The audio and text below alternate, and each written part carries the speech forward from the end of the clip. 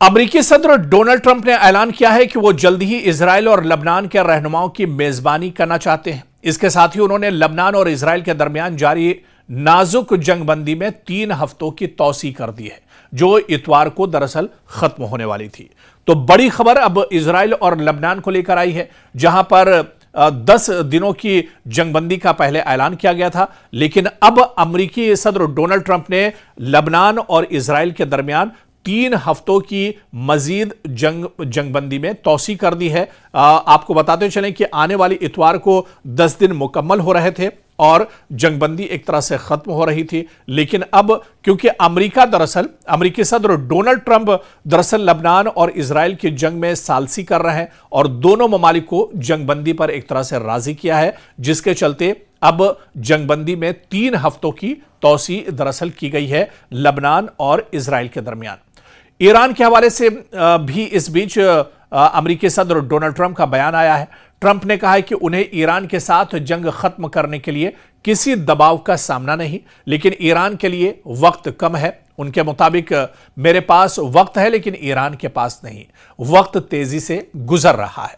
तो एक बार फिर क्योंकि ईरान को दरअसल इसी बात से चिढ़ है कि ईरान कोई धमकी दरअसल सुनना नहीं चाहता है। ईरान को अमेरिका या डोनाल्ड ट्रंप की धमकी बर्दाश्त नहीं है। दूसरी तरफ दरअसल डोनाल्ड ट्रंप धमकी भरे लहजे में एक बार ईरान को फिर से बाखबर कर रहे हैं कि ईरान के पास वक्त कम है, वो जल्दी से किसी नतीजे पर पहुंचे, बातचीत के टेबल पर आए, मुज़ाकरात शुरू हो, नहीं तो ईरान के साथ एक बार फिर से कोई बड़ा हमला अमेरिका एक तरह से कर सकता है।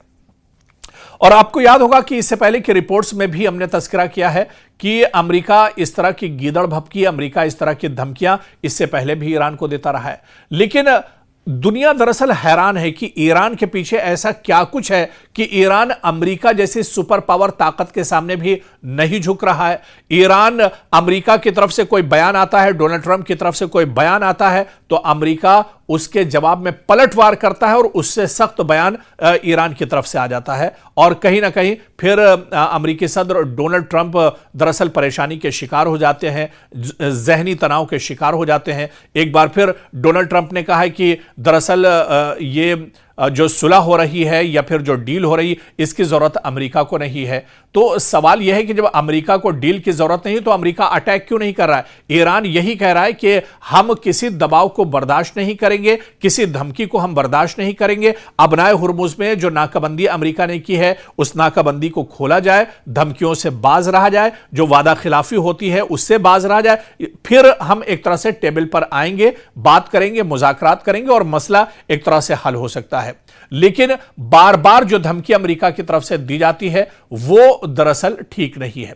अब सवाल यह उठता है कि जंगबंदी आखिर इतनी कमजोर क्यों है? लबनान के माहिर रमी खोरी के मुताबिक यह जंगबंदी ज्यादा देर कायम रहना मुश्किल है जो इजराइल और लबनान के बीच में जंगबंदी है, क्योंकि 2 अहम फरीक यानी हिजबुल्लाह और ईरान इस मुआहदे में शामिल नहीं है। अमेरिका और इजराइल लबनान पर ऐसा मुआहदा मुसल्लत करने की कोशिश कर रहे हैं जिसे आधी लबनानी अवाम कबूल नहीं करती है।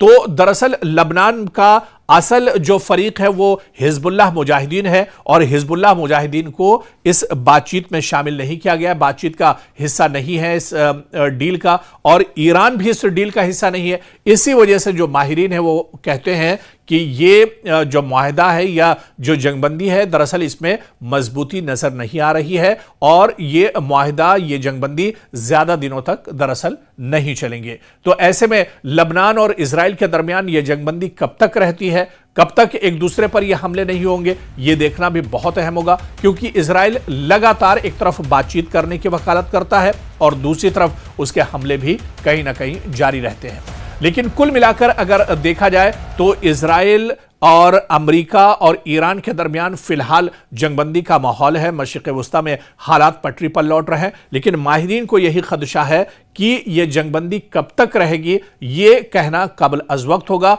कब कौन किस पर हमला कर देगा यह भी नहीं कहा जा सकता है, क्योंकि अमेरिका दरअसल अब ईरान के बहुत करीब पहुंच चुका है। अबनाए हुर्मुज में उसकी नाकाबंदी है। इजराइल लगातार इस ताक में बैठा हुआ है कि तैयारियां एक बार फिर से मुकम्मल की जाएं और ईरान और लबनान के ऊपर वो एक बार फिर से चढ़ाई कर दे। तो तो कुल मिलाकर हालात अभी भी बहुत कशीदा है। क्या ईरान मुज़ाकरात के लिए तैयार होगा? क्या अमेरिका खुले दिल के साथ मुज़ाकरात करेगा? जो बात ईरान की तरफ से रखी गई है कि बगैर धमकी की सच्चे दिल के साथ बातचीत की टेबल पर आया जाए, और जो शर्तें ईरान ने रखी हैं क्या उन शर्तों को अमेरिका भी मान लेगा? ये दरअसल कई बहुत अहम सवाल हैं, कई बहुत अहम दरअसल इसमें पेचेस हैं जिस पर अमेरिका और ईरान क्या मुत्तफिक होंगे आने वाले दिनों में, यह देखना बहुत अहम होगा।